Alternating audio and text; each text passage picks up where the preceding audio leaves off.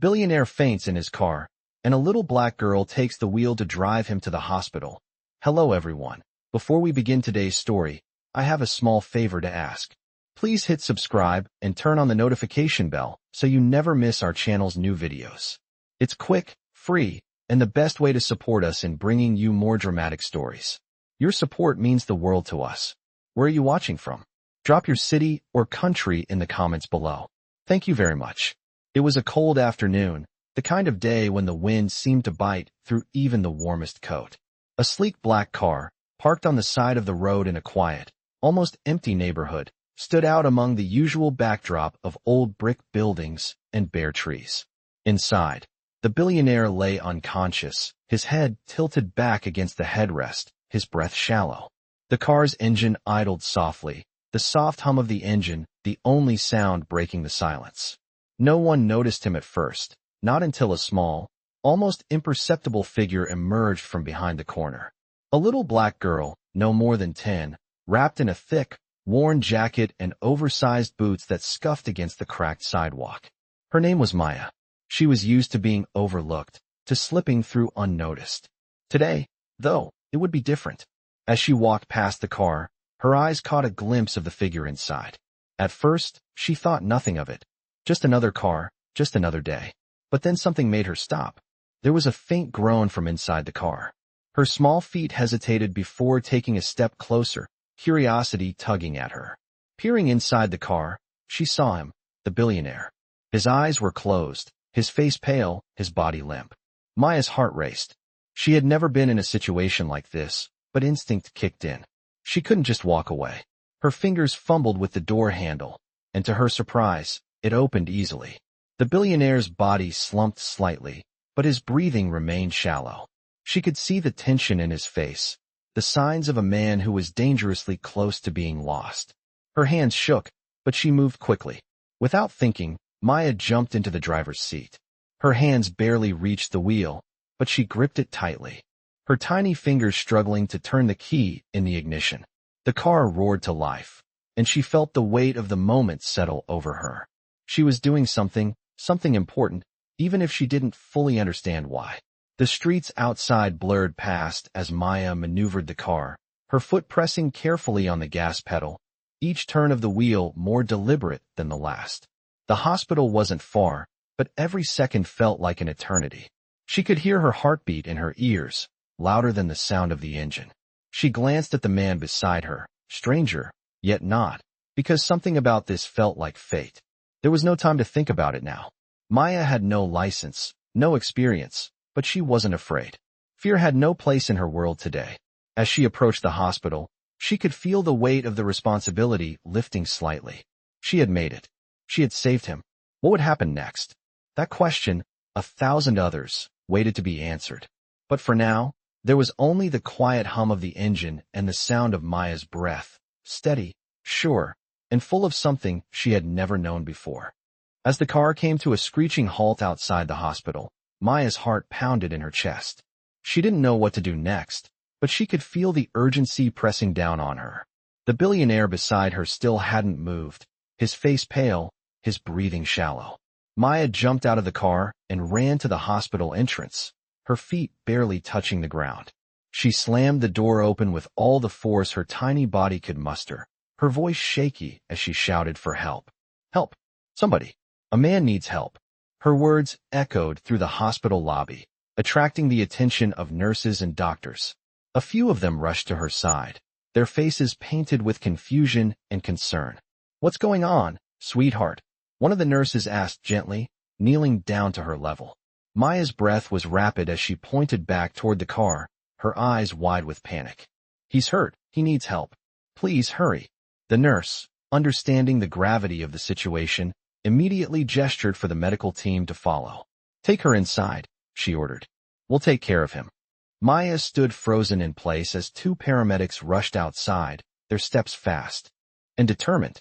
As they reached the car, they began to carefully assess the billionaire's condition, their hands moving with precision.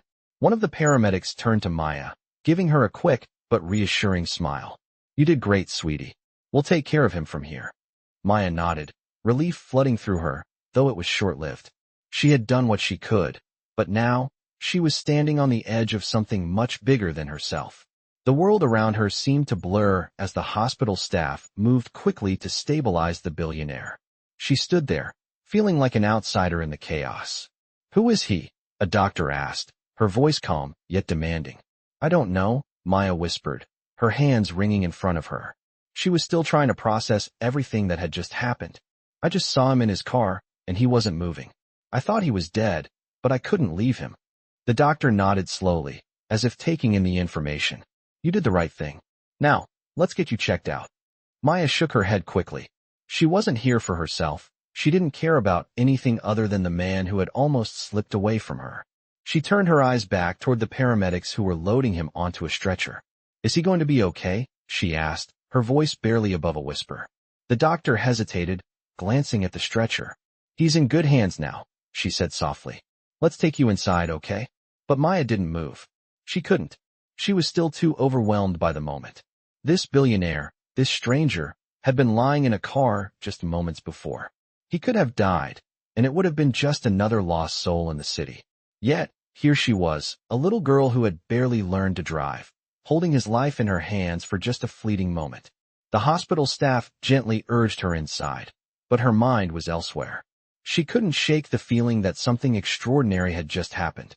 She didn't know who this billionaire was or why he had been in his car, but she had saved his life, and that knowledge lingered in her chest like a heavy weight. Inside the hospital, Maya was led to a quiet corner of the waiting room, the harsh fluorescent lights above flickering every now and then. She couldn't sit still, her legs bouncing under the chair as she kept glancing at the door. What was going to happen to him? Would he remember her? Would he be grateful? These questions looped in her mind as time dragged on, the minutes feeling like hours. The room was quiet, except for the occasional rustle of paper and the soft beeping from nearby machines. Maya had never been in a hospital before, never seen so many people working so hard, yet there was a sense of detachment here. Everything felt so sterile, so clinical. There was no warmth, no sense of comfort, and in that moment, she realized just how much she longed for someone to care for her the way she had cared for the billionaire. After what felt like an eternity, a nurse finally approached her, her expression soft. "You can go in now," she said, her tone kind but firm. Maya followed her down the hallway, her heart racing once again. They reached a door, and the nurse knocked lightly before entering. Maya stepped inside, her eyes immediately finding the billionaire, who was now sitting up in a bed, a few 4 lines attached to his arm. His gaze locked onto hers, and for a moment, there was nothing but silence between them. He looked different now, more alive, more aware. You're awake," Maya said softly, her voice trembling. The billionaire stared at her for a long moment, his brow furrowed as he tried to process what had happened. Finally, he spoke, his voice hoarse. You saved me?" he asked, his words full of disbelief. Maya nodded, her face flushing with embarrassment. "I didn't know what else to do," she admitted. I saw you, and I couldn't leave you." The billionaire's eyes softened, and for the first time since she had met him, he smiled. A small, genuine smile. "Thank you," he whispered. "You saved my life." I sat there, my legs swinging back and forth, tapping the ground with an impatience I couldn't shake off. Maya had been sitting in the waiting room of the hospital for what felt like hours. The bright, sterile lights overhead buzzed faintly, almost like the echo of her nervous thoughts. She had been through so much in just a short amount of time. She had saved the life of a man she had never known. The billionaire who had been unconscious just hours ago was now alive, and she was still trying to make sense of it all. Maya couldn't sit still. She stood up, pacing back and forth, her hands folded in front of her, her mind racing.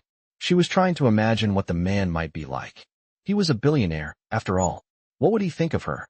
Would he think she was just some girl who had gotten lucky? The thought made her stomach turn. She didn't care about luck. She cared about the fact that she had done something good, something right. And now, she wanted to know if he would understand, if he would remember her. A soft tap on the door broke her from her thoughts.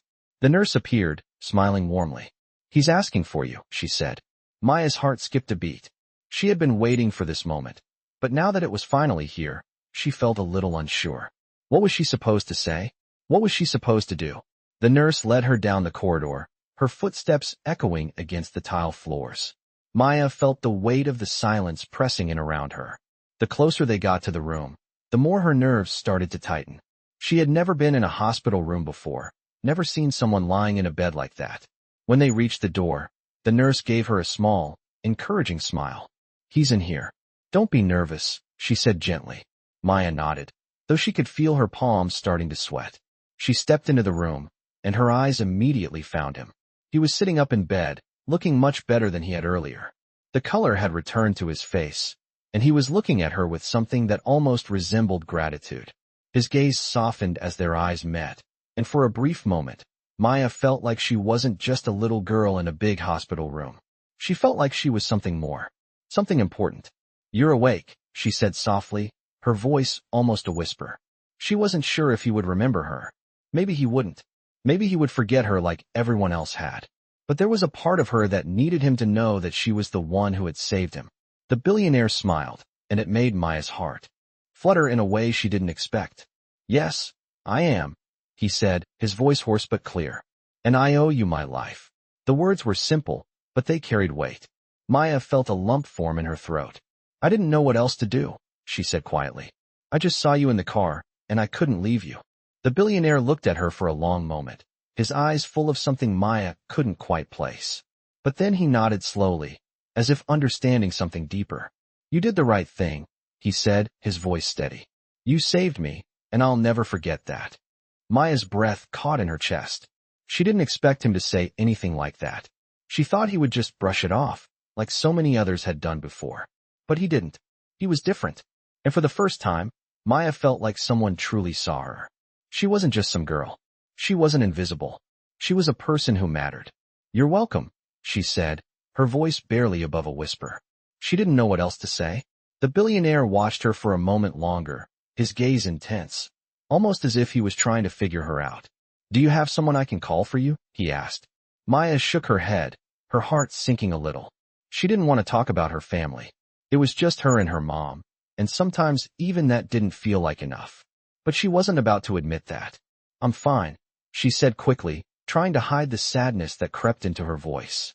The billionaire's eyes softened, and he didn't press her further. "All right," he said gently. "But you should know, you don't have to do this alone. If you ever need anything, you can count on me." Maya blinked, surprised. She wasn't used to hearing words like that. Words that made her feel like maybe she wasn't as invisible as she had always believed. She nodded, though she wasn't sure what to say. She was still trying to make sense of everything. She had saved his life, but now, in return, he was offering her something she had never thought possible. Help, kindness, understanding. The billionaire smiled again, his expression warm. "I'm serious," he said. "You've done something remarkable today, and I want to make sure you know you're not alone." Maya felt a sense of relief wash over her, like a weight had been lifted from her shoulders. For the first time, she didn't feel like she had to carry the world on her own. Maybe, just maybe, there was more to life than just surviving. Maybe she could have something better. Maybe she had just started on a new path. The thought was both terrifying and thrilling at the same time. But one thing was certain. She wasn't invisible anymore. I woke up the next morning with the weight of yesterday still pressing down on me. The events from the hospital seemed like they had happened to someone else, but I knew they hadn't. I had saved him. The billionaire. The man who lived in a world so different from mine. The world he lived in seemed impossibly far away from my own. But now, I was a part of it. I hadn't asked for any of this. I didn't even know what to do with it. Sitting up on the couch in the small apartment I called home, I stared out the window. The sound of my mom coughing in the other room broke my thoughts. She had been sick for days now, and there was nothing I could do to help her. But now, after what happened yesterday, I felt like I might have a chance at something better. Something more. I wasn't just a little girl anymore. I was someone who could make a difference. Someone who had already made a difference. As I sat there, I couldn't help but think about him. The billionaire. Mr. Callahan. It wasn't just that he had been saved. It was how he looked at me, how he made me feel like maybe I mattered. Like maybe I could be more than just the girl who saved someone else's life and then faded back into the shadows. I had never known a man like him before, and I wasn't sure I was ready for what he was offering. But something about it felt right. Something about it felt like it could change everything. I got up and walked to the kitchen, the floor creaking under my feet. The apartment was small, but it was home. My mom was still asleep, resting on the couch in the other room. She had been struggling for a while now, but I didn't want to think about that. I had bigger things to focus on. As I grabbed the milk from the fridge, I felt a sudden burst of determination. I wasn't just going to let this moment slip away. I was going to make something of it. Maybe I wasn't supposed to be this girl, the one who had to take care of everything. But I couldn't keep waiting for someone else to fix everything for me. I had to take control. I had to make my own future. I knew I couldn't do it alone. But maybe I didn't have to. After I finished my breakfast, I found myself walking out of the apartment, a new sense of purpose in my step. I didn't know what I was going to do next, but I knew I had to do something. As I walked down the street, I thought about Mr. Callahan again. Maybe I could call him. Maybe I could ask for help. Maybe he wouldn't be too busy with his world to remember that I had saved him. I could feel the weight of the decision. It was scary, but at the same time, it felt right. I had saved his life, and maybe, just maybe, he would do the same for me. The thought of asking for help was foreign to me, but it didn't feel as impossible as it had before. I had saved a life, and now I had the chance to ask for help, to ask for something better. The world felt a little bit smaller now, like it might be possible to cross that gap between our two worlds. As I walked to the bus stop, I tried to steady my breath. I wasn't sure what to say, what to ask for. I wasn't even sure if he would help me, but I had to try. I had already made the first move by saving him. It was time to see if he would return the favor. When I reached the bus stop, I hesitated for a moment, looking around to make sure no one was watching me. I pulled my phone from my pocket, the screen glowing faintly in the morning light. I found his number in my contacts, the one he had given me at the hospital. My finger hovered over the call button, my heart racing in my chest. It felt like everything was on the line, but I knew, deep down, that this was the only way forward. I pressed the call button and waited, my breath catching in my throat. It rang once, twice, 3 times. And then, finally, his voice answered. "Hello," he said, his tone warm but still heavy with sleep. "Mr. Callahan?" I said, my voice trembling. "It's me, Maya, the girl from the hospital." There was a pause on the other end of the line, and then I heard him shift, as if he was sitting up. "Maya," he said, his voice soft but clear. "I remember you." His words made my heart leap.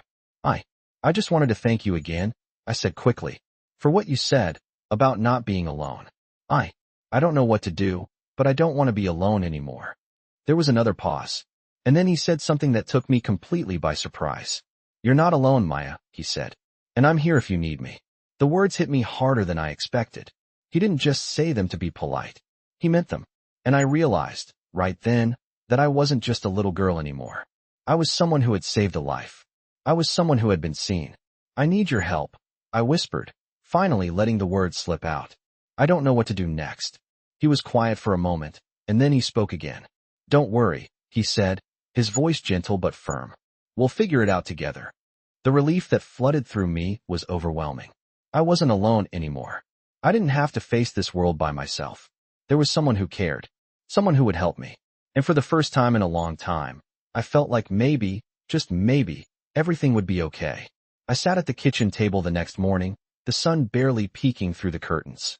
My mom was still asleep on the couch, the sound of her breathing deep and labored, a constant reminder of how much I had to take care of on my own. It had been a strange night, full of confusion and new feelings. But as I sat there, staring down at my bowl of cereal, I knew one thing for sure. Things were about to change. I had made the call. Mr. Callahan had promised to help, but what did that really mean? I didn't want to get my hopes up, but it was hard not to feel something shift inside me. For the first time in a long time, I didn't feel completely alone. I didn't have all the answers, but maybe, just maybe, there was a way out of this. A way out of the life I had always known. A knock on the door startled me, and I quickly stood up, trying to hide the sudden rush of nerves. Who could it be? I wasn't expecting anyone. I walked to the door and peeked through the peephole. It was Mr. Callahan's driver. My heart skipped a beat. I hadn't expected him to show up so soon. I opened the door, and the driver smiled at me warmly. "Good morning, Maya," he said. "Mr. Callahan would like to speak with you. He has a few things he wants to discuss." I swallowed hard, my breath catching in my throat. This was real. This wasn't some dream. Mr. Callahan wasn't just a billionaire who saved my life. He was someone who wanted to help. I nodded, trying to hide the excitement that was bubbling up inside me. "Okay," I said softly. I'll be right there. I quickly ran to the living room to check on my mom. She was still sleeping, her chest rising and falling with each breath. I didn't want to leave her alone, but I knew this was something I had to do. I couldn't let this opportunity slip by. I grabbed my jacket and stepped out of the apartment, the cold air hitting me immediately. The driver led me to the car, a sleek black sedan that seemed completely out of place in this neighborhood. As I got into the back seat, the car started moving, and I felt my heart race with anticipation. We drove through the city, the buildings growing taller and more impressive the farther we went. I had never seen this side of town before. I had never been in a place like this. The streets were lined with expensive shops and towering condos. It felt like a different world. After what felt like an eternity, the car finally stopped in front of a grand building. It was huge, with gleaming windows and a massive door that seemed to open up into a world I could barely imagine. I followed the driver inside, my heart pounding in my chest. As we entered the elevator, I couldn't help but feel out of place. The walls were lined with gold trim, and the floor was polished marble. It was a far cry from the apartment I called home. When the elevator doors opened, I stepped into a bright lobby that felt more like a hotel than a private residence. The receptionist greeted us with a smile, and the driver nodded in acknowledgement before leading me down a long hallway. We stopped in front of a door, and the driver knocked softly before opening it. Mr. Callahan was standing by the window, looking out over the city. When he turned and saw me, his expression softened. "Maya," he said, his voice warm. "Thank you for coming." I nodded, my throat tight. I wasn't sure what to expect, I admitted. He smiled gently and motioned for me to sit. I hesitated for a moment, then took a seat across from him. He studied me for a moment, his gaze steady but kind. "I know this is all overwhelming," he said, his voice low. "But I want you to know that you are not alone. I want to help you, Maya. I believe in you." The words hit me like a wave, overwhelming me with a mix of emotions I wasn't prepared for. I had never heard anyone speak to me like that before. I had never been told that someone believed in me. "But why?" I asked, my voice trembling. "Why do you want to help me? I'm just a girl from the other side of town. I don't belong here." He shook his head slowly. "You belong wherever you choose to be, Maya. And you've already proven that you have the strength to change your life. I want to be part of that journey." I swallowed hard, feeling a lump form in my throat. "I don't even know where to start," I whispered. "I don't know what to do next." Mr. Callahan leaned forward, his eyes locked on mine. "Start with what you want, Maya. What is it that you need? I can't promise to give you everything, but I can give you the opportunity to make a different life for yourself. The choice is yours." I felt a wave of uncertainty wash over me. Could I really do this? Could I really step into this world that felt so foreign to me? But something inside me shifted. I had already made it this far. I had saved him. I had been seen. Maybe it was time to take the next step. "I want to help my mom," I said, my voice barely above a whisper. "She's sick, and I don't know how to make it better. I want her to be okay. I want to be okay." Mr. Callahan nodded, a thoughtful expression crossing his face. "We'll start with that," he said softly. "We'll get her the help she needs. And from there, we'll see where your journey takes you." For the first time in my life, I felt like I was no longer alone. Like I could actually have a chance at something better. Something real. And I knew, no matter how difficult the road ahead would be, I wasn't walking it by myself anymore. I sat there, my hands resting on the cool surface of the table, still absorbing everything that had happened in the past few days. Mr. Callahan had kept his word. He had arranged for my mom to receive the medical help she needed, something I could never have done on my own. It wasn't just the money or the resources. It was the fact that he believed in me. I had been so used to taking care of everything myself, and now, I found myself in a world where I didn't have to do it all alone. It felt both empowering and strange, like stepping into a new life. The hospital had contacted me a few days ago to let me know that my mom was doing better. She had started a treatment plan, and while the road ahead wasn't easy, it was manageable. That was more than I could have hoped for. But now, as I sat in this quiet room in Mr. Callahan's home, I couldn't help but feel like I was waiting for something. It wasn't just the help from my mom. It was the next step, the next challenge, the next chapter in my life. I had always lived with a sense of uncertainty, never knowing where the next day would take me. Now, everything was different. Everything felt like it was in my hands, but at the same time, I was terrified of making the wrong choice. The door creaked open, and I looked up to see Mr. Callahan standing in the doorway, holding a cup of coffee. He smiled when he saw me. "You look like you've got a lot on your mind," he said, walking over and setting the coffee on the table in front of me. "You know, I used to do a lot of thinking when I was your age, always trying to figure out what my next move was." I smiled, but it didn't quite reach my eyes. "It's just, I don't know what to do next," I admitted. "I've never been in a position like this before. I've always had to take care of myself, my mom. Now, I don't even know where to start." Mr. Callahan nodded, as if he understood completely. He sat down across from me, his eyes kind and patient. "You don't have to have all the answers right now," he said softly. "The most important thing is that you've already taken the first step. You saved someone's life. And now, you have the chance to build something for yourself. It doesn't have to be perfect. It just has to be real."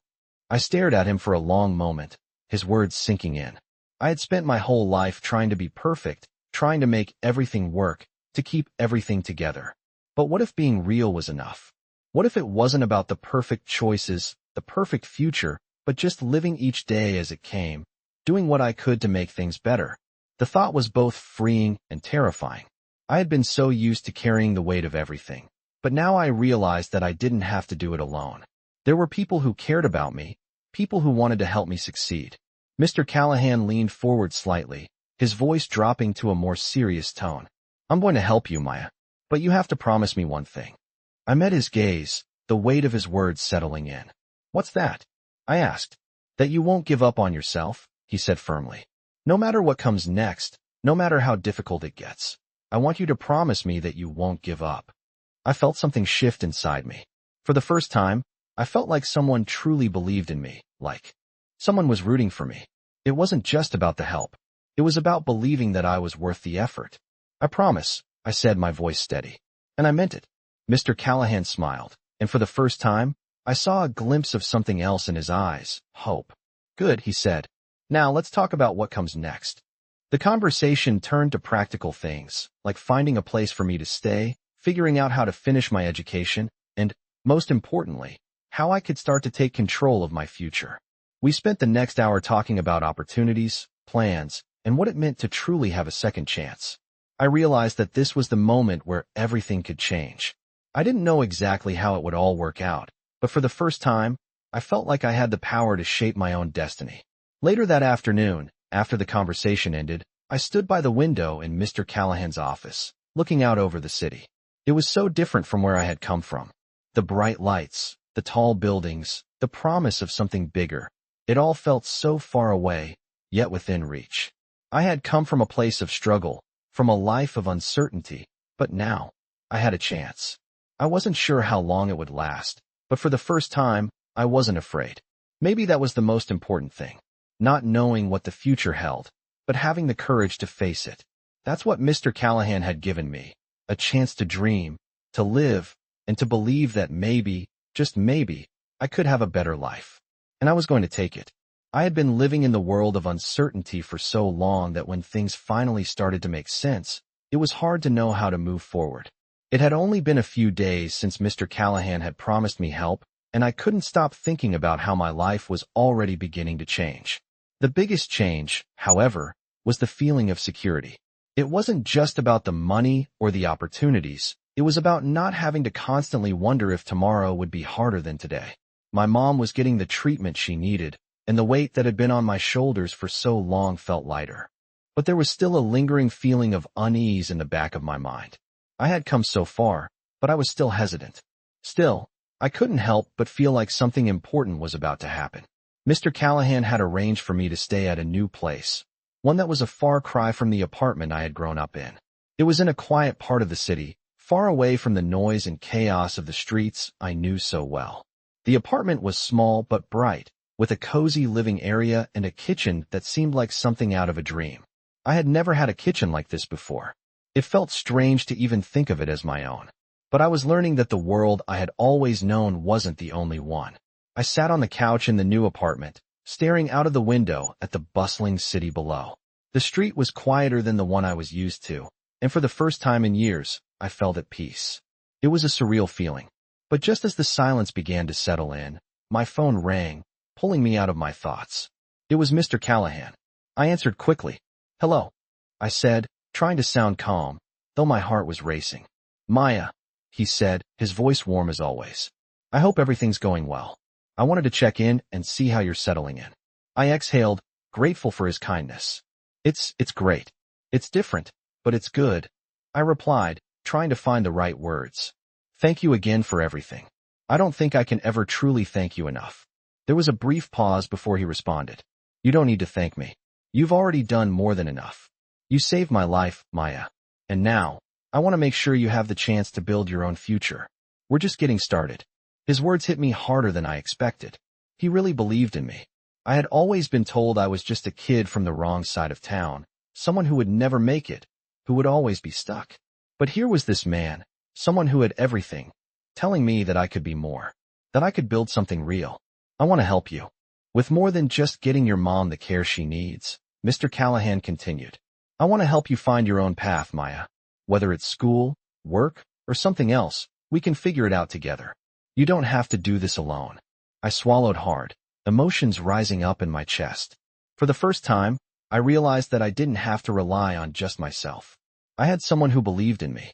Thank you, I said softly, barely above a whisper. That means more to me than you know.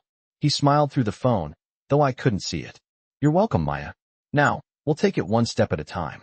First, I'd like to set up a meeting with some people who can help you get started. We'll take care of everything. Don't worry about a thing. That sounds amazing, I replied, my heart lifting. I wasn't sure what all of this would look like, but I felt ready to take the first step. When do we start? I asked, my voice filled with anticipation. Soon, Mr. Callahan said. I'll arrange it. In the meantime, I want you to take some time for yourself. Enjoy your new space. Get comfortable. You've earned it. As I hung up the phone, I felt a sense of clarity wash over me. For the first time in a long time, I wasn't just surviving. I was living. I was building something real. It felt like my whole world was shifting, and for the first time, I wasn't afraid of it. I stood up and walked to the window, looking out at the city skyline. The streets below were alive with motion, people rushing to their destinations, cars honking, and the distant hum of life continuing on as it always had. But I was different now. I had a chance. And for the first time, I felt like I could take on whatever came next. The phone call had only been the beginning. I had no idea where this path would take me, but I wasn't going to let fear hold me back anymore. I was ready to face it, to take the next step, and to build the future I had always dreamed of. I wasn't just a girl from the wrong side of town anymore. I was someone who had the chance to change her life, and nothing was going to stop me. I had been staying in the new apartment for about a week now, and every day felt like stepping into an unfamiliar world. A world that, for the first time, didn't seem like it was just a place to survive in. It was a place where I could actually live. Still, there was an undeniable discomfort that lingered beneath the surface. A feeling that no matter how much Mr. Callahan had helped me, I didn't fully belong in this world. It was a slow realization, one that crept in when I least expected it. I was sitting in the living room, the late afternoon sunlight filtering through the windows, casting long shadows across the floor. I had been reading, trying to keep my mind busy, but my thoughts kept wandering. To my mom, who was still in the hospital, recovering and improving, but still not herself. To my life before all this, before I saved him and everything started changing. I felt an overwhelming pressure to make sure I didn't waste this chance. I didn't want to disappoint anyone, least of all myself. I was still trying to find my place in all of this. As I sat there, my phone buzzed on the table. I glanced at it, and a small smile tugged at the corner of my lips. It was a text from Mr. Callahan. Maya, I've arranged a meeting for you tomorrow with someone who can help you with schooling and finding work. Don't be nervous. You've already taken the hardest step. I stared at the message, feeling the weight of it. I had taken the hardest step. I had saved his life, but now, I had to do more.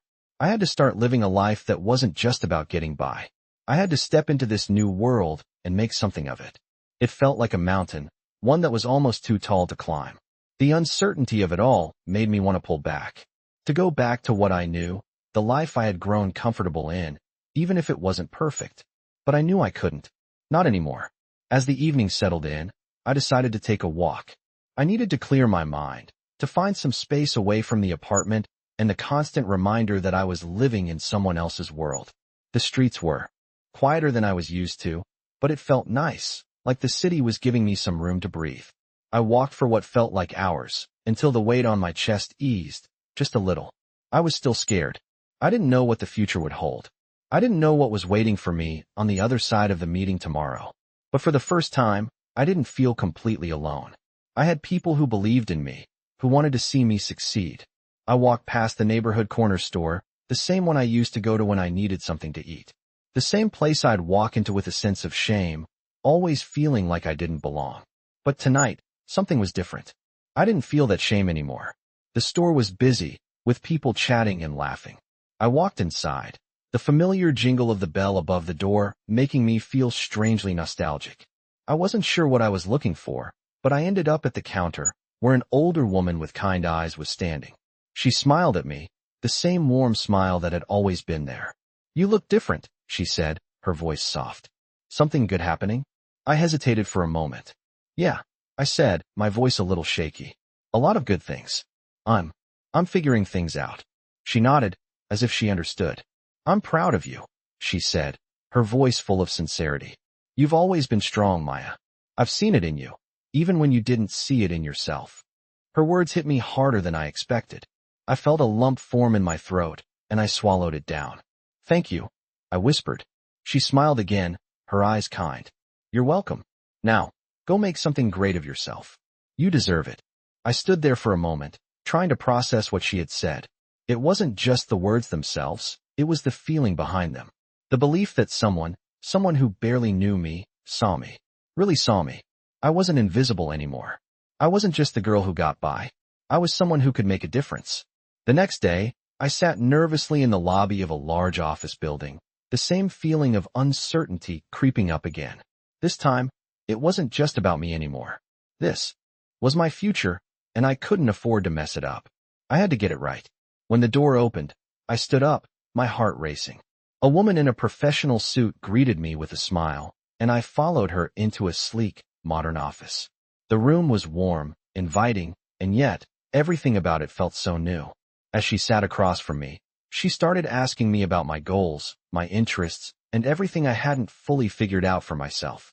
The conversation was slow at first, and I felt like I was stumbling through my answers. But as I spoke, I started to realize something. I didn't have to have it all figured out. I just had to keep moving forward. By the time the meeting ended, I felt a sense of calm that I hadn't expected. She wasn't offering me the perfect path, but she was giving me a chance. She believed in my potential, just like Mr. Callahan.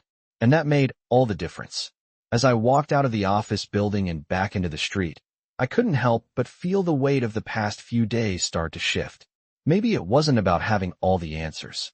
Maybe it was about taking that first step, then the next, and trusting that each one would lead somewhere better than where I had been. I didn't know what the future held, but I was ready to face it. Ready to face whatever came next, knowing I wasn't alone anymore. I woke up early the next morning, feeling a mix of nerves and excitement that I couldn't shake. It had been a few weeks since I had started settling into this new chapter of my life, but it still felt surreal. Every day felt like a small step forward, but today, I had to take one of those bigger steps. The meeting with the team Mr. Callahan had arranged for me was later that morning. It was the moment I'd been preparing for, the chance to figure out what comes next, what kind of life I was going to build for myself. I still couldn't quite believe I was in this position, but I couldn't deny the pull of hope that was slowly growing inside me. I had no idea what the future held, but I was finally starting to feel like it was within my reach.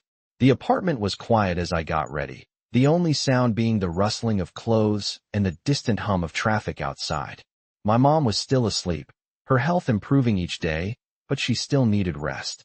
I didn't want to leave her, but I also knew that this was important. As I slipped on my jacket and grabbed my bag, I stopped for a moment. I looked at myself in the mirror, studying my reflection. The girl in the mirror wasn't the same one who had walked into Mr. Callahan's life a few weeks ago. She wasn't just the girl from the wrong side of town anymore. She was someone who had saved a life, someone who had a future. I didn't know exactly what that future would look like, but it was mine to shape. With one last look, I left the apartment. The cool air hit my face as I stepped outside, and I took a deep breath. The city felt alive today, more than it had in the past. Maybe it was the fresh start, or maybe it was just the fact that I was no longer walking through it alone. I hailed a cab and sat back, trying to calm my racing thoughts. The ride was short, and soon enough, we pulled up to the building where my meeting was set to take place. It was a sleek, modern office building that towered over the other structures nearby, its glass windows reflecting the morning sunlight. I had never been in a place like this before. I had spent so much of my life in cramped apartments, in rundown buildings, that the polished exterior of this place made me feel out of place. But that was the point, wasn't it? I was here to change my life, to step out of the shadows and into something bigger. As I walked into the lobby, the doors slid open automatically, and I was greeted by the receptionist. She smiled at me as I approached, and I felt a wave of uncertainty. But she didn't look at me with judgment or curiosity. She looked at me like I belonged here. "Maya, right?" she asked, her voice friendly. "Mr. Callahan is expecting you. Please, go right up." I nodded, my throat tight, and made my way to the elevator. As the doors closed behind me, I felt a sudden rush of nerves. What was I doing here? Was I really ready for this? The elevator ascended, and I forced myself to focus on my breathing. When the doors finally opened, I stepped out into a bright, expansive office. The view from the window was breathtaking. The city sprawled out before me in every direction. But it wasn't the view that made my heart race. It was the feeling of being here, in a world that still felt so foreign to me. And yet, it was a world that was now part of my story. I walked into the room, where Mr. Callahan was already standing, waiting for me with a warm smile. "Maya," he said, his voice as steady as always. "Good to see you." I managed to smile, though it felt a little forced. "Good to see you too, Mr. Callahan." He gestured to the chair across from him. "Please, have a seat. Let's talk about the next steps." As I sat down, I felt a sense of calm wash over me. The nerves that had been building up seemed to fade, and I realized that I was ready. I had already taken the hardest step by being here, by showing up. And now, I was going to take the next one. We spent the next hour talking about my options, about the possibilities ahead of me. It wasn't just about school or finding a job. It was about building a life that I could be proud of. Mr. Callahan was patient, listening as I spoke about my dreams, about my hopes for the future. He never rushed me, never made me feel like I was just another project. He made me feel like I had a say in this, like my voice mattered. When the meeting ended, I left the office feeling a sense of clarity I hadn't had before. The future was still uncertain, but it no longer felt terrifying. It felt like a new adventure, one that I was ready to face. As I stepped back out into the busy street, I realized something. I wasn't afraid anymore. I wasn't the same girl who had walked into Mr. Callahan's life a few weeks ago. I had found my place in this world, and I wasn't going to let anything hold me back. I wasn't just surviving anymore. I was living, and for the first time, I felt like I had a future to look forward to. I woke up to the sound of my phone ringing early the next morning. I glanced at the clock, 8:30 a.m. It was a bit earlier than I had planned to start my day, but after yesterday's meeting, I felt a restless energy that wouldn't let me sleep. I grabbed my phone and saw that it was a message from Mr. Callahan. Asterisk, "Good morning, Maya. I hope you slept well. I've arranged a meeting with a colleague of mine today at noon. She's someone who can help guide you as you start to plan your future. I'm proud of the progress you're making." Asterisk, his words gave me a burst of motivation. I had always known I could do more with my life, but now I had the chance to prove it, to show that I wasn't just a girl from the wrong side of town. I could make something of myself, something bigger. I smiled to myself, a small but determined smile. There was no going back. The thought of meeting Mr. Callahan's colleague made my stomach turn with nerves, but it was a good kind of nervousness. It meant I was moving forward. I quickly got dressed, choosing a simple outfit, something that made me feel confident, but also comfortable. I didn't want to overthink it. The meeting wasn't about impressing anyone. It was about finding my place in this new world. I needed to focus on what I could do for myself, not what others might think. By the time I finished getting ready, it was nearly 11 a.m. I grabbed a light breakfast, just some fruit and a bagel, and then made my way out the door. The city felt different today, the streets bustling with energy, the sunlight reflecting off the windows of tall buildings. As I walked, I felt a quiet confidence that I hadn't had in a long time. I was stepping into something new, and for the first time, it didn't scare me. I was ready for it. When I arrived at the office building, I felt my nerves creep back in. The sleek, modern structure loomed in front of me, almost intimidating with its towering height. But I reminded myself that I belonged here just as much as anyone else. This was the world I was working to create for myself. I walked inside past the shiny marble floors and glass walls until I reached the receptionist. She smiled at me as I approached. "You must be Maya. Mr. Callahan mentioned you. Please, go ahead and take the elevator to the 15th floor. You're expected." I nodded, trying to steady my breath. It was happening. This was happening. I took the elevator up, my heart pounding in my chest. As the doors opened, I stepped out into a wide, open space with glass walls offering a breathtaking view of the city below. I was greeted by a woman who smiled warmly as I approached. She was tall, dressed in a sharp suit, and had an air of confidence about her. "Maya," she said, extending her hand. "I'm Sarah. It's a pleasure to meet you." I shook her hand firmly, trying to steady my nerves. "Nice to meet you too," I replied. She led me into a spacious conference room with a sleek wooden table, and we sat down across from each other. I could feel the weight of the moment settling on my shoulders. This was it. This was where the next chapter of my life would begin. "I've heard so much about you," Sarah said, smiling at me. "Mr. Callahan has spoken highly of your potential. He believes in you, Maya, and I'm here to help you figure out how to make the most of that potential." Her words were kind, but they also carried a sense of expectation. I could feel the weight of that expectation, but instead of feeling overwhelmed, I felt a strange sense of clarity. This was why I was here. This was what I had been waiting for. "I'm ready," I said, my voice steady. "I want to build a future, not just for myself, but for my mom too. She's been through so much, and I want to give her a life she deserves." Sarah nodded, her expression softening. "I understand, and we'll work on that. But remember, you don't have to do everything at once. The first step is figuring out what you want to do. What are your passions? What do you want to pursue?" I thought for a moment, the question hanging in the air. What did I want? It felt strange to think about what I wanted for myself, instead of just focusing on surviving. But I knew now was the time to ask myself that question. "I love helping people," I said, my voice quiet but sure. "I want to make a difference. I want to help others the way Mr. Callahan has helped me." Sarah smiled, a look of understanding crossing her face. "That's a great place to start, and we can definitely work with that. There are programs, education, and paths we can explore. Let's make sure you're set up for success." As we continued to talk, Sarah outlined different opportunities for me: schooling, mentorship programs, and even job placements that could help me build a career. For the first time, I felt like everything was falling into place. There was a clear path ahead of me, and it wasn't as difficult as I had imagined. It wasn't about having all the answers right away. It was about taking that first step, then the next, and trusting that things would unfold as they were meant to. By the time the meeting ended, I was filled with a sense of hope I hadn't felt in years. Sarah was kind, genuine, and patient, and I knew that I had made the right decision to trust in this new path. As I left the building, the weight on my shoulders felt a little lighter. I wasn't sure what the future would hold, but I knew one thing for sure: I was ready to face it. I wasn't alone anymore, and I was going to make this new life count. I walked out of the meeting with Sarah feeling a sense of clarity I hadn't known in years. The weight that had been on my shoulders, the uncertainty about what came next, had begun to lift. Sarah had shown me that there were options, real ones, that I could pursue. I didn't have to be stuck in the same cycle. I had choices now. It was no longer about surviving. It was about building. The city outside the office building seemed different today, almost as if it was holding its breath, waiting for me to take the next step. And I was ready. As I walked down the street, my thoughts drifted to my mom.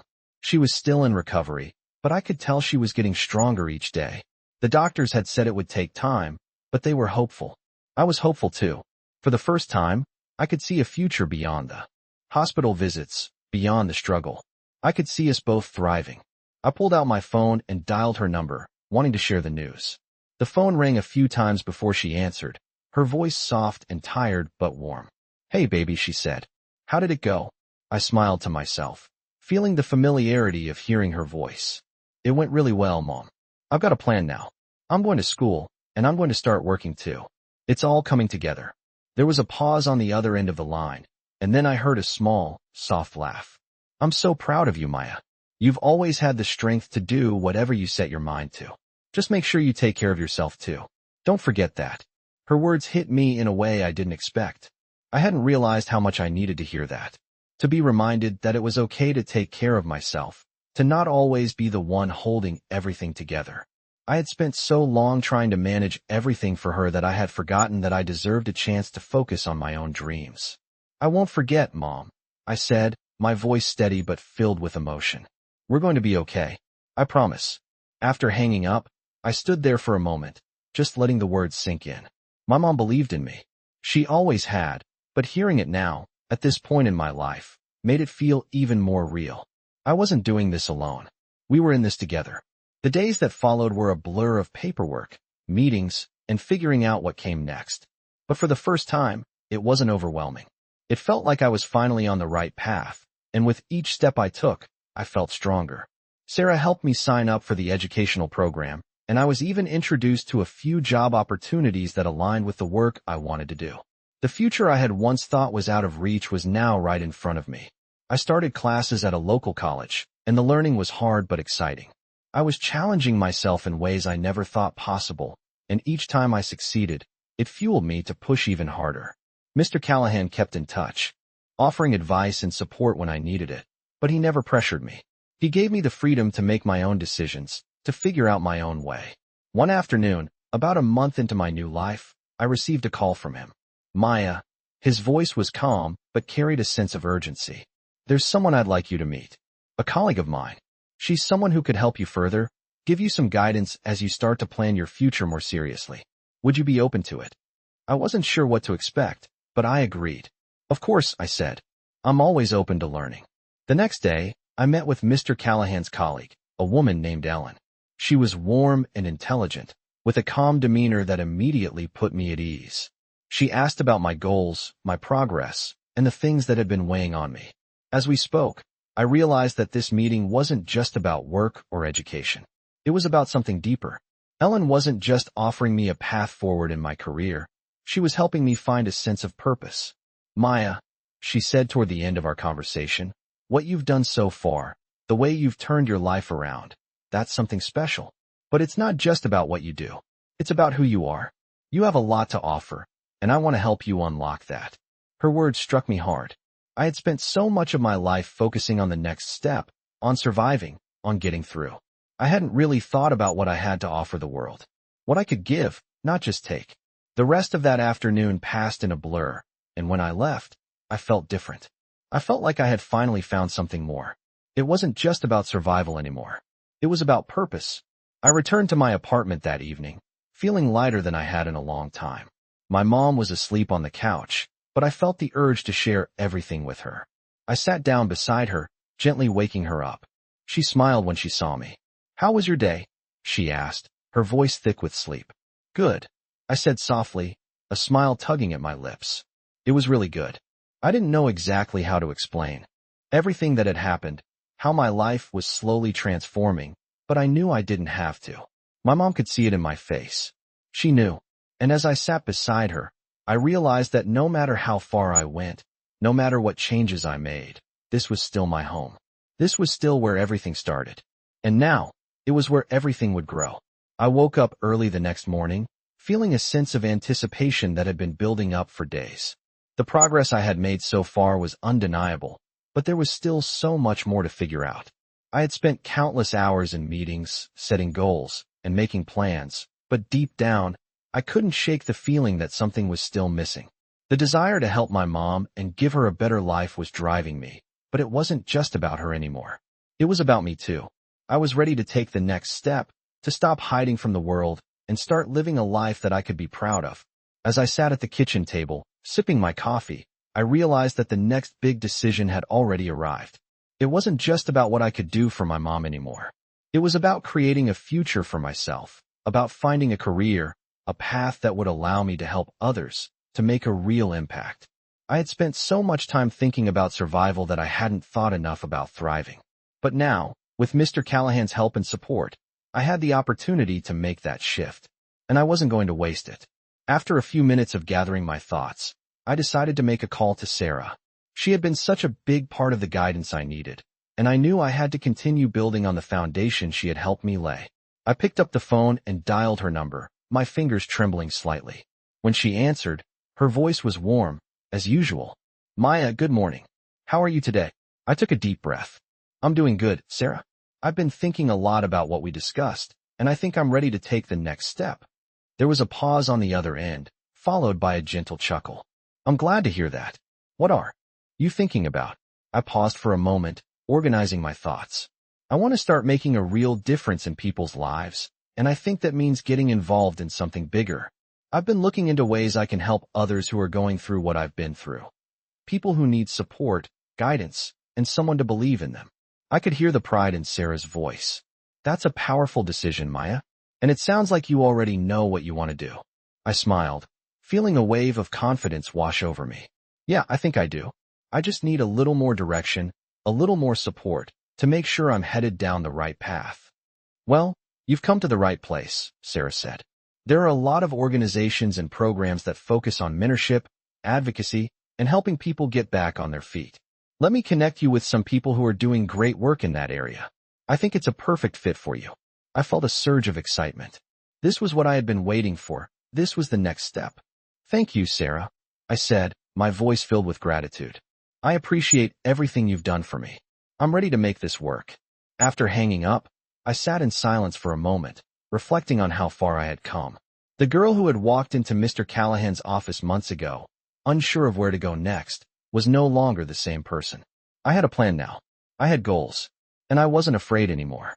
Later that day, I met with a group of people Sarah had connected me with, all of whom were involved in nonprofit work and community outreach. As we sat around the table, I listened intently to their stories, to their passion for helping others, and I felt my heart stir. I knew I wanted to be a part of this. I wanted to contribute, to use the experience I had gained to help someone else find the same hope that I had found.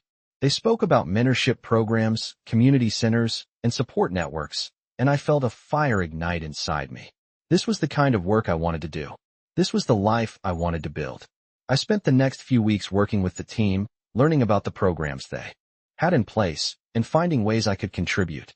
It wasn't easy at first. There were times when I felt like I didn't know enough or wasn't experienced enough to make a real difference. But every time I doubted myself, I remembered what Mr. Callahan had said. You've already taken the hardest step. And so, I pushed through. Slowly but surely, I started to gain more confidence, to find my voice in the work I was doing. I spoke at local events, shared my story with others who had been through similar struggles, and found that my voice mattered. It wasn't just about surviving anymore. It was about living with purpose.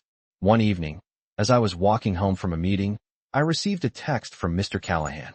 It simply read, asterisk, I'm proud of you, Maya. Keep going. You're on the right track. Asterisk, those words meant more to me than I could say. They were a reminder that I wasn't alone in this. He wasn't just helping me build a future. He was encouraging me to believe in myself. And in that moment, as I walked down the quiet street, I felt like I was exactly where I was supposed to be. The future was still uncertain, but it no longer felt like something to fear. It felt like something to embrace. And as long as I kept moving forward, I knew I would be okay. I was getting used to this new life of mine, to the rhythm of going to school, helping others, and starting to build something for myself.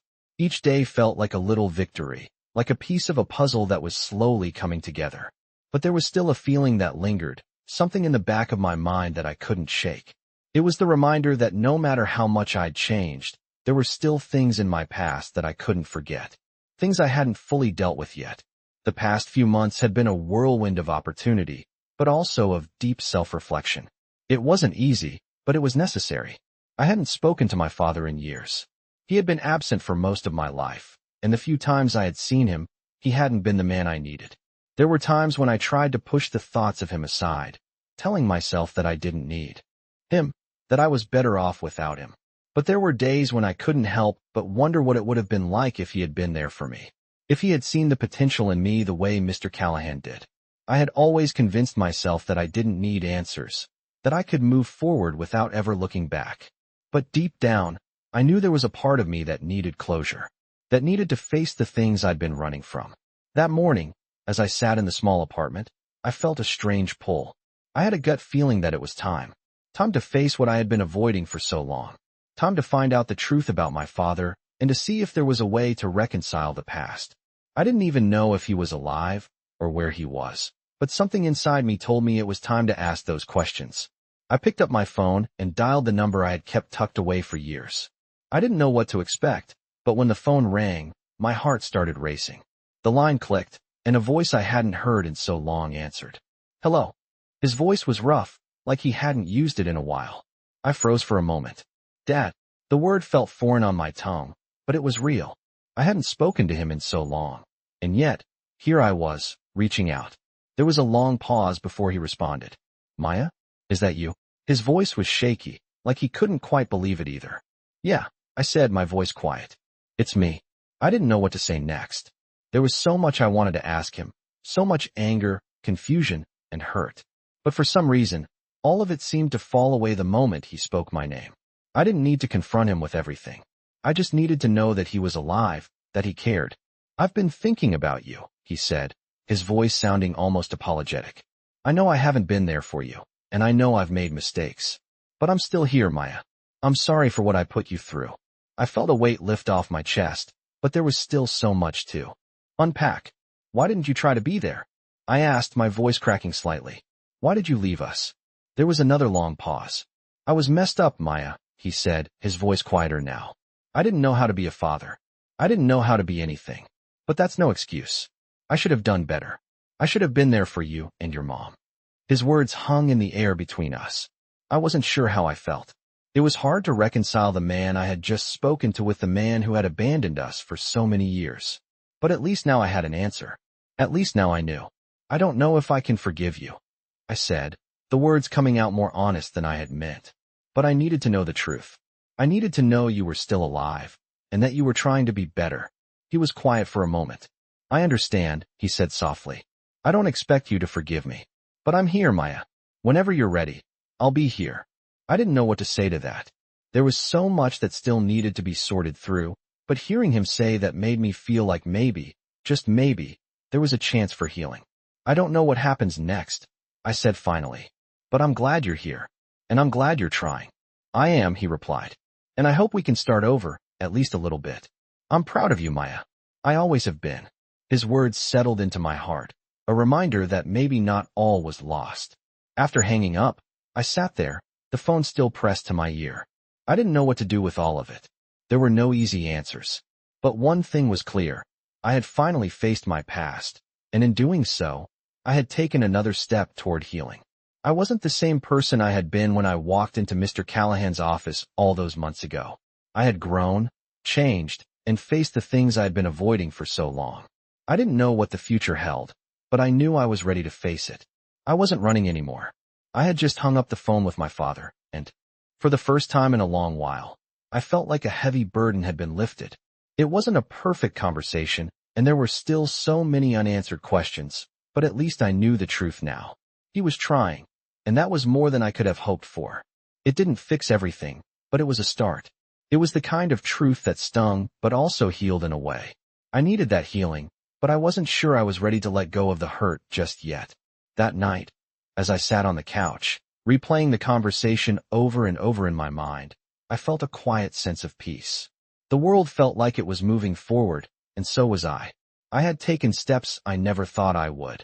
Healing with my father, starting a future with the opportunities Mr. Callahan had given me, and taking control of my life for the first time.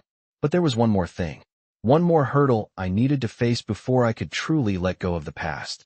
It was my mother, the woman who had raised me, who had always been there when I needed her.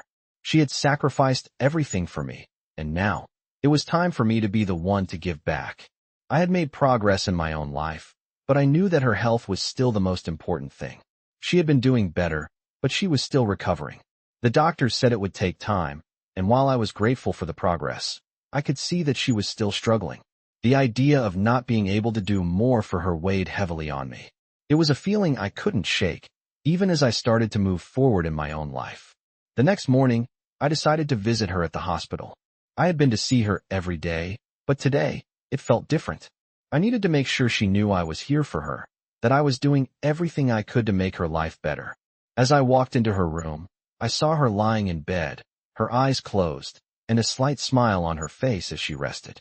She looked peaceful, but there was a sadness in her expression that I couldn't ignore. When she opened her eyes and saw me, her smile brightened, and my heart swelled. Maya, she whispered. You're here. I sat down beside her bed, taking her hand in mine. Of course, Mom, I said softly. I'm always here. We sat in silence for a moment, and then she spoke again, her voice a little more fragile than usual. I know I haven't been the mother you've needed, she said, her voice cracking slightly.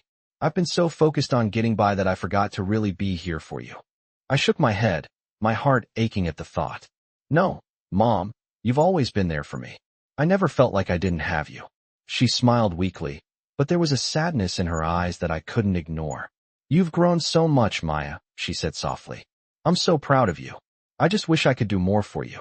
I wish I could be the one helping you now. You are helping me, Mom, I said firmly, squeezing her hand. You've always been the one who taught me to keep going, to never give up. That's what's helping me. I'm here now, and I'm going to make sure you have everything you need. You've done enough. You've done more than enough. She looked at me, and for the first time in a long time, I saw her eyes fill with tears. You're a good girl, Maya, she whispered. And I know you're going to do amazing things. The tears in my eyes were inevitable now. I had spent so much time focusing on my future, on making sure I had everything I needed, that I hadn't realized how much my mom's approval still mattered to me. I wanted to make her proud, to show her that everything she did for me wasn't in vain. I wanted her to see that I was going to be okay, that I was going to make something of myself, not just for me, but for both of us. We're going to be okay, Mom, I said softly. I promise. As the days went on, I continued to visit her at the hospital, helping her with her recovery and making sure she had everything she needed. I wasn't sure what the future would bring, but I knew that whatever it was, I wasn't going to face it alone. I had come so far, and I wasn't going to stop now. My journey wasn't just about achieving my own success. It was about making sure that my mom had the life she deserved, and that I was there for her, just like she had always been there for me. And as I watched her grow stronger every day, I realized that I had the power to make that happen. I had the strength to keep going, and I had the support of people who believed in me. For the first time in my life, I felt like I had a solid foundation beneath me. The world was no longer an uncertain place. It was a place where I had a chance. A place where I could truly build the future I had always dreamed of. With my mom by my side and the guidance I had from Mr. Callahan and Sarah, I knew that the next chapter of my life was just beginning. And it was going to be a good one. I woke up early the next morning with a sense of determination that I hadn't felt in a long time. It wasn't just the excitement about the future. It was the realization that everything I had been working for was starting to come together. My mom was getting stronger every day, and I had found a path that felt right for me. But now, I had to take another step, one that felt like it might change everything again. Mr. Callahan had reached out a few days ago, asking if I was ready for the next big move. He had connections, people who could help me take my aspirations and turn them into something tangible. He was offering me the opportunity to work with an organization that focused on mentorship and community outreach, exactly the kind of work I had always wanted to do. But as much as I knew it was the right thing, there was a part of me that was afraid. I had come so far, and the idea of stepping into a role that would require me to give even more of myself to others, to be responsible for making a difference in people's lives, felt daunting. The fear of failure, of not being good enough, crept into my thoughts. But I couldn't ignore the pull I felt toward this opportunity. This was what I had been working for, the chance to build something bigger than myself. It was time. The day arrived, and I found myself standing in front of a large building in the city, one I had passed by countless times but never imagined walking into. This was it. I took a deep breath, trying to calm my racing heart. My hand trembled slightly as I pressed the buzzer at the entrance, and the door buzzed open. I stepped inside, the cool air conditioning hitting me immediately, a stark contrast to the warmth outside. The lobby was quiet, sleek, and modern, just like everything else in this part of the city. I was led to a conference room, where I met a group of people who would become my team. They were kind, welcoming, but also intense in their commitment to the work they did. I was surrounded by professionals who had been doing this for years, people who had made a real impact on their communities. And here I was, a girl who had barely started. But as they spoke, as they shared their experiences, I felt something click inside me. I wasn't here to be just another face in the crowd. I was here because I had something to offer. My journey, my struggles, they made me unique. They made me someone who could understand what others were going through and use that understanding to make a difference. The meeting went well, better than I had expected. The team was impressed with my passion, with the things I had learned along the way. They didn't expect me to have all the answers right away. What they wanted was someone who was willing to learn, to grow, and to commit to the work. By the end of the meeting, they offered me a position, part-time at first, just to see how it would work out. It was an opportunity to learn, to gain hands-on experience, and to grow in the field I had always dreamed about. I was overwhelmed, but incredibly grateful. This was it. This was my chance to make a real impact.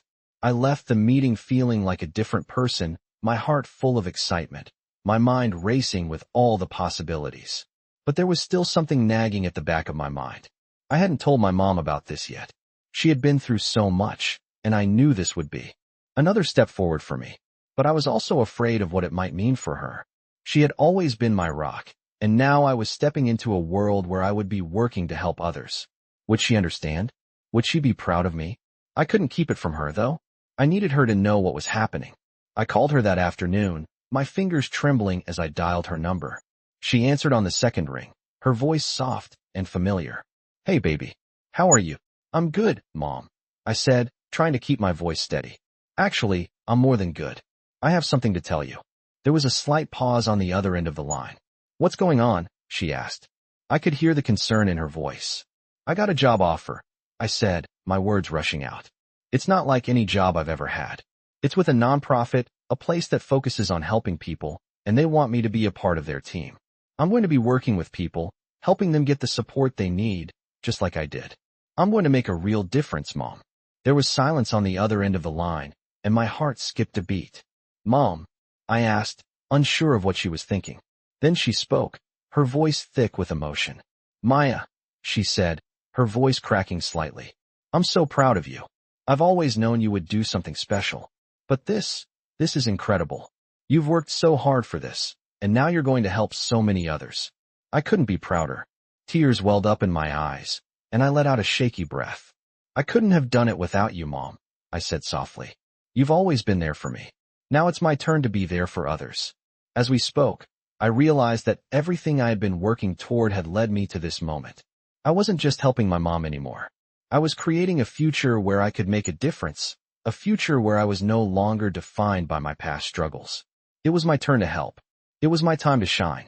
I spent the next few days in a whirlwind of activity, feeling both excited and overwhelmed by the new opportunities that were beginning to unfold before me. My new job at the nonprofit organization had given me a sense of purpose I had never felt before. I wasn't just showing up to survive anymore. I was there to help others, to guide them through the very struggles I had faced. It was humbling and empowering at the same time. The work wasn't easy, but it felt right. I spent my days meeting with people, hearing their stories, and offering whatever support I could. Every conversation left me with a sense of fulfillment that I hadn't expected. I had always thought that the world had to be about personal achievement, but now I was seeing the power of community, the importance of lifting others up, and the strength that came from shared experiences. As the weeks passed, I found myself growing more and more confident in this new role. I was learning so much about myself, about what I was capable of, and about the kind of life I wanted to build. It wasn't about chasing success anymore. It was about living with purpose, living with heart. But even as I embraced this new chapter, there were moments of doubt. I would sometimes question whether I was really making a difference, whether I was truly ready for this kind of responsibility. I still carried the weight of my past with me, the memories of times when I had felt small, invisible, like I didn't matter. And there were times when the fear crept back in, the fear that maybe, just maybe, I wasn't enough. I had started this journey with nothing but hope, and now that hope was turning into something more tangible, something I could hold on to. But there were still pieces of myself I hadn't fully confronted. There were still unresolved feelings about my past, especially about the relationship I had with my mom. She was doing better, slowly but surely, but I could still see the uncertainty in her eyes. She had been through so much in her life, and though she was stronger than ever, I couldn't shake the feeling that there was still something missing between us. We hadn't talked about it, but I knew there was more we needed to face. One evening, as I sat by her bedside, watching her rest, I made up my mind. It was time to have the conversation we had been avoiding for so long. I needed to tell her how much she meant to me, and I needed to hear from her what had been weighing on her heart. I sat quietly for a moment before gently reaching for her hand. She stirred and smiled at me, her tired eyes full of warmth. Maya, she said softly, how was your day? I smiled, but there was a lump in my throat. It was good, Mom. Really good, I replied. But there's something I need to talk to you about. Her smile faltered slightly, and I could see the concern in her eyes. What is it, baby? She asked, sitting up slightly. I hesitated for a moment, gathering my thoughts. I want you to know how much you mean to me, I said, my voice barely above a whisper. I know things haven't always been easy. You've always done your best, and I know you've sacrificed so much for me. She looked at me, her eyes glistening with emotion. You don't have to say all this, Maya. You've always known how much I love you. I squeezed her hand, my heart heavy with the weight of everything unsaid. I know you love me, Mom, but I think we've both been carrying a lot of weight, and I need to make sure we're okay. I want us to be okay. She sighed, her gaze turning down as if she were trying to hold back the flood of emotions that had been building for years. I know I haven't been the best at showing it, she said, her voice cracking. I've been so focused on getting through each day that I didn't always stop to tell you how proud I am of you. I didn't stop to really be there for you the way I should have. Her words hit me harder than I expected. I had always known that my mom did the best she could, but hearing her admit how much she had struggled brought a fresh wave of understanding.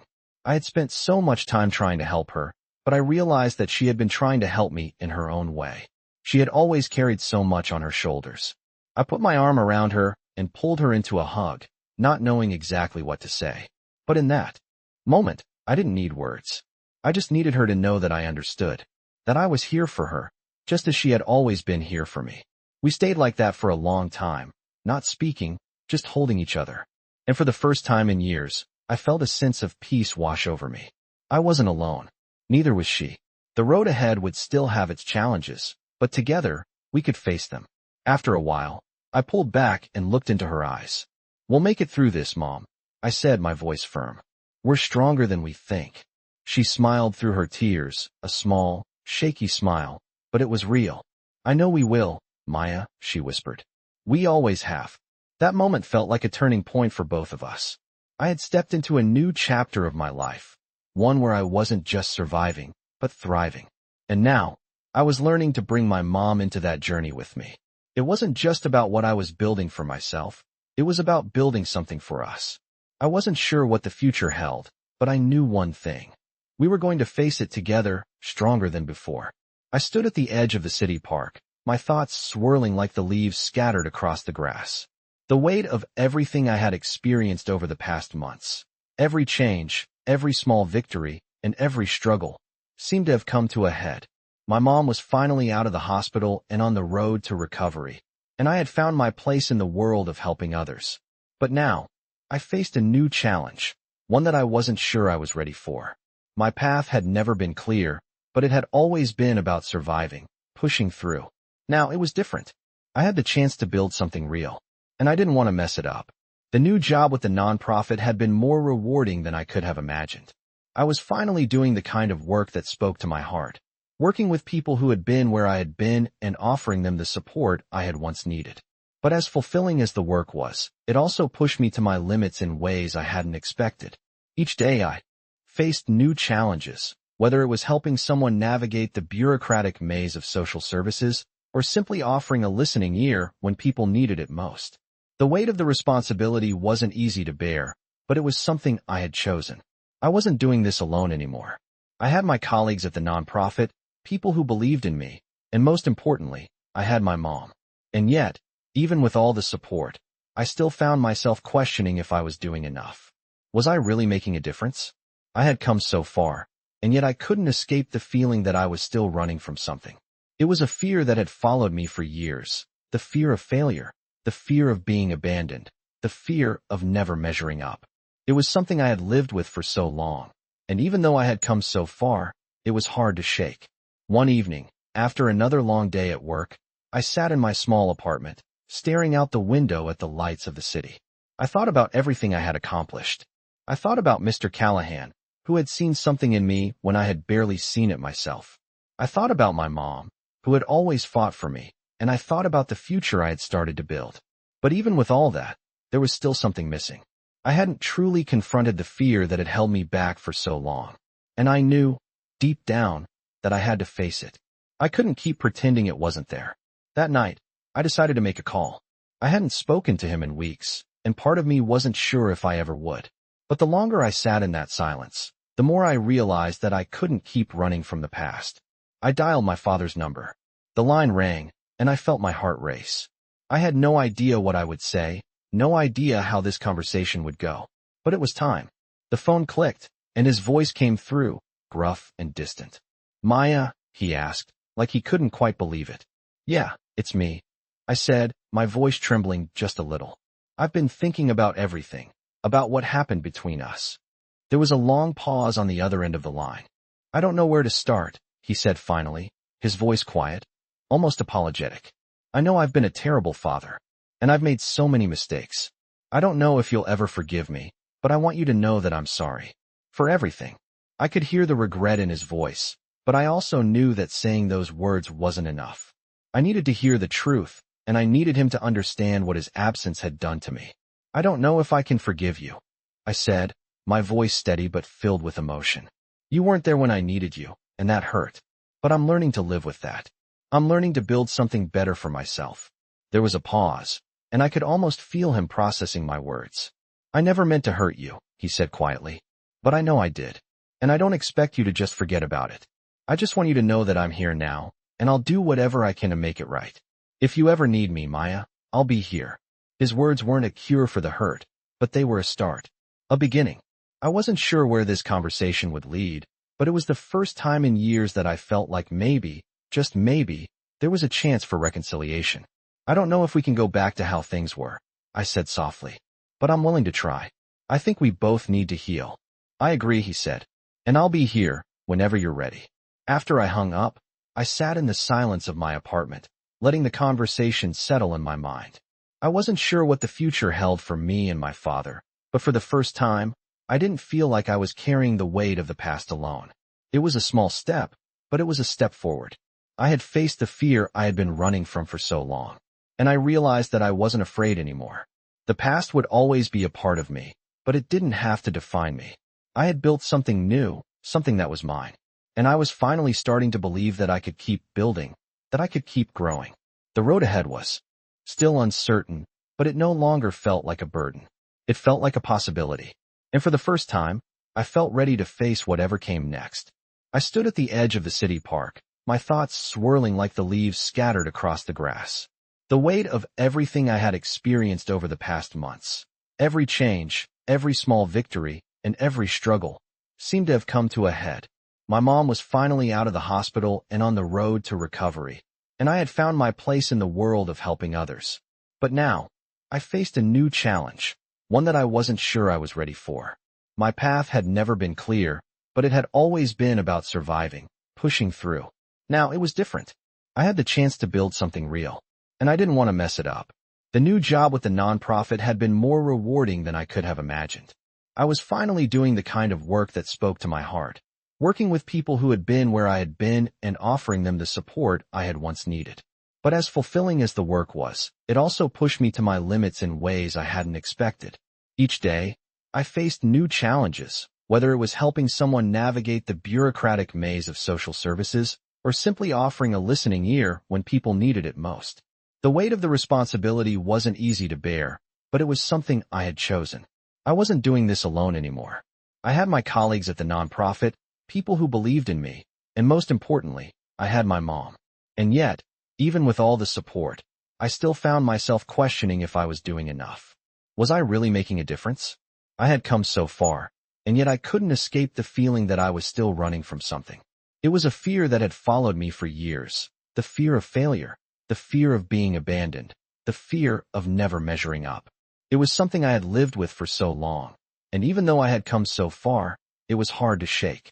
One evening, after another long day at work, I sat in my small apartment, staring out the window at the lights of the city. I thought about everything I had accomplished. I thought about Mr. Callahan, who had seen something in me when I had barely seen it myself. I thought about my mom, who had always fought for me, and I thought about the future I had started to build. But even with all that, there was still something missing. I hadn't truly confronted the fear that had held me back for so long. And I knew, deep down, that I had to face it. I couldn't keep pretending it wasn't there. That night, I decided to make a call. I hadn't spoken to him in weeks, and part of me wasn't sure if I ever would. But the longer I sat in that silence, the more I realized that I couldn't keep running from the past. I dialed my father's number. The line rang, and I felt my heart race. I had no idea what I would say, no idea how this conversation would go. But it was time. The phone clicked, and his voice came through, gruff and distant. "Maya?" he asked, like he couldn't quite believe it. "Yeah, it's me," I said, my voice trembling just a little. "I've been thinking about everything, about what happened between us." There was a long pause on the other end of the line. "I don't know where to start," he said finally, his voice quiet, almost apologetic. "I know I've been a terrible father, and I've made so many mistakes. I don't know if you'll ever forgive me, but I want you to know that I'm sorry. For everything." I could hear the regret in his voice, but I also knew that saying those words wasn't enough. I needed to hear the truth, and I needed him to understand what his absence had done to me. "I don't know if I can forgive you," I said, my voice steady but filled with emotion. "You weren't there when I needed you, and that hurt. But I'm learning to live with that. I'm learning to build something better for myself." There was a pause, and I could almost feel him processing my words. "I never meant to hurt you," he said quietly. "But I know I did. And I don't expect you to just forget about it. I just want you to know that I'm here now, and I'll do whatever I can to make it right. If you ever need me, Maya, I'll be here." His words weren't a cure for the hurt, but they were a start. A beginning. I wasn't sure where this conversation would lead, but it was the first time in years that I felt like maybe, just maybe, there was a chance for reconciliation. "I don't know if we can go back to how things were," I said softly, "but I'm willing to try. I think we both need to heal." "I agree," he said, "and I'll be here whenever you're ready." After I hung up, I sat in the silence of my apartment, letting the conversation settle in my mind. I wasn't sure what the future held for me and my father, but for the first time, I didn't feel like I was carrying the weight of the past alone. It was a small step, but it was a step forward. I had faced the fear I had been running from for so long, and I realized that I wasn't afraid anymore. The past would always be a part of me, but it didn't have to define me. I had built something new, something that was mine, and I was finally starting to believe that I could keep building, that I could keep growing. The road ahead was still uncertain, but it no longer felt like a burden. It felt like a possibility. And for the first time, I felt ready to face whatever came next. I stood at the window, staring out at the city that had become both familiar and foreign to me. It was early morning, the sun just beginning to rise, casting a warm golden glow over the streets below. I had been thinking about everything, how far I had come and how much still lay ahead.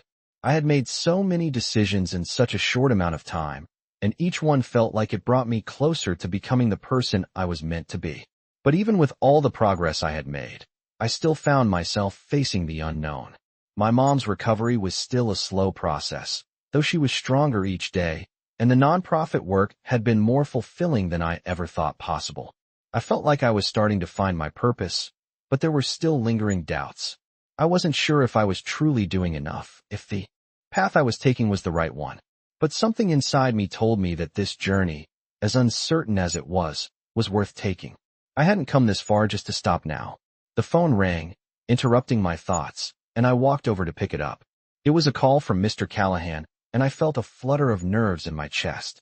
"Maya, how are you doing?" His voice was warm, but I could hear the seriousness behind his tone. "I'm doing well," I said, my voice steady. "Just thinking about the next steps. I'm not sure what they should be, but I feel like I'm on the edge of something important." He was silent for a moment before speaking again. "I know what you mean," he said slowly, "and I'm glad to hear you're reflecting on the next phase of your journey. There's something I want to talk to you about, something I think might help you get a clearer sense of direction." "What is it?" I asked, curious but slightly apprehensive. "I've been working with some people in a similar field to what you've been involved with, and I think there's an opportunity for you to step into something bigger, something that could really help shape your future," he said. "I want to help you make that connection. It's an important decision, but I believe it's one that could change everything for you."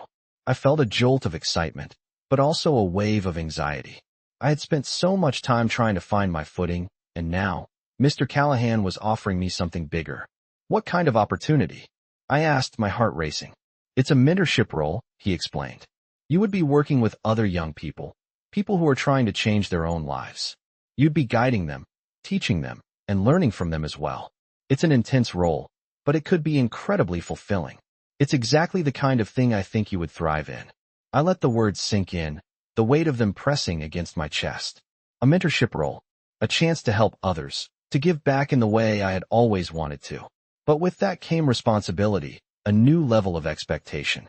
Could I really do this? Could I handle the pressure of guiding others when I was still figuring things out for myself? I don't know, I said slowly, my mind racing. I want to, but I'm still so new to this. I don't know if I'm ready for something so big. I understand how you feel, Mr. Callahan replied. But I've seen the way you've handled everything that's been thrown your way. You've grown in ways I didn't expect. You're not the same person who walked into my office months ago.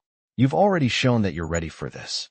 I was silent for a moment, processing his words. He was right. I had grown.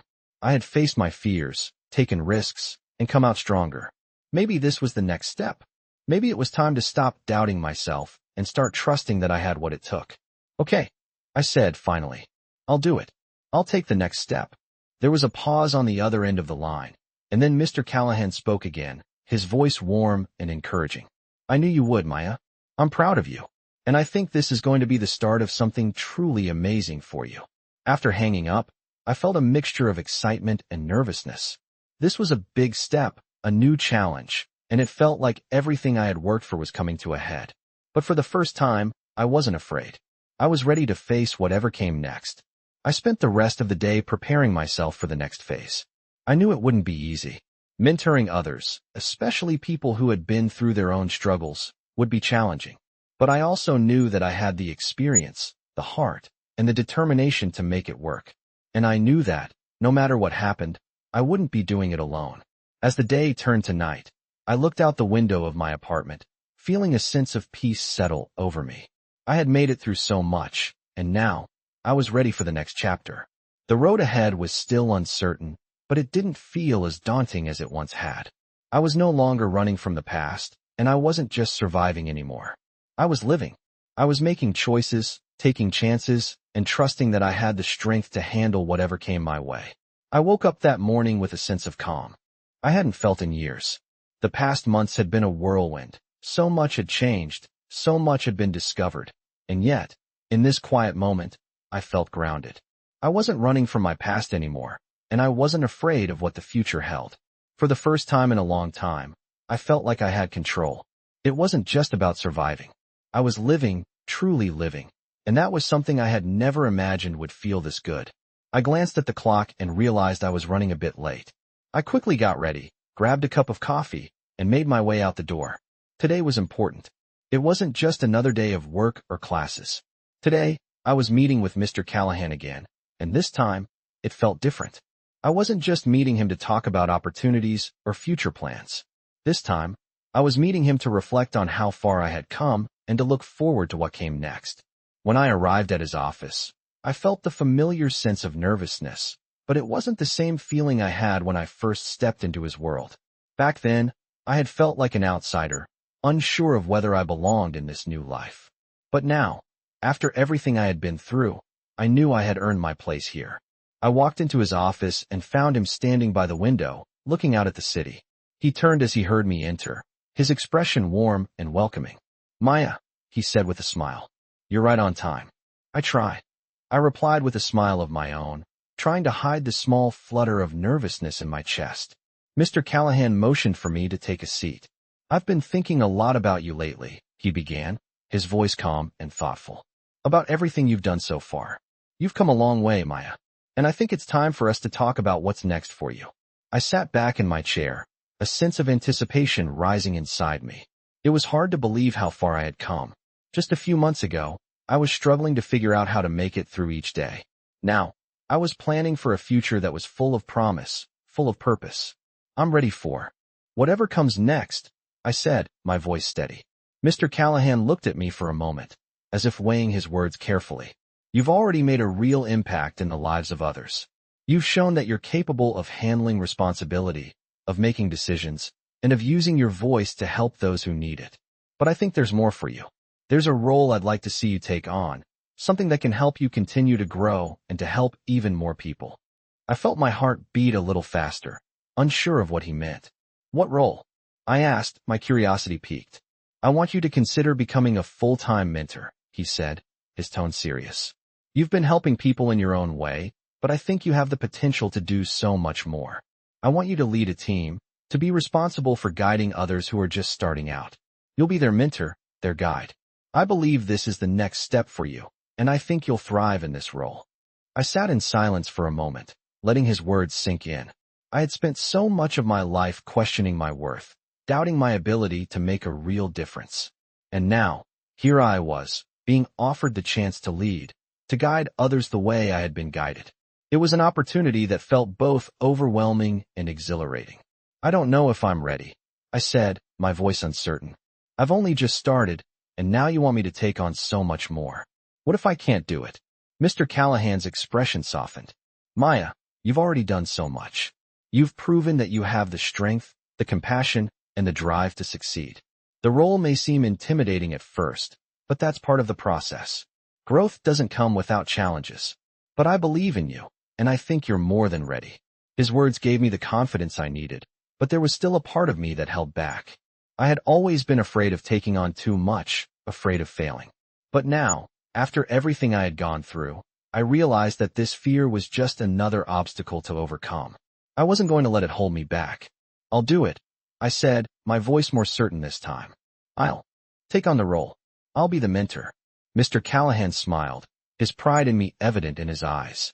I knew you would, Maya. I'm proud of you. As I left his office later that day, I felt a sense of purpose settle over me. This was what I had been working toward all along. This was the life I had always wanted. It wasn't going to be easy, but I knew I was ready for whatever came next. For the first time, I wasn't afraid. The future didn't seem so uncertain anymore. It seemed full of possibility. And as I walked out into the world, I knew I had everything I needed to make it.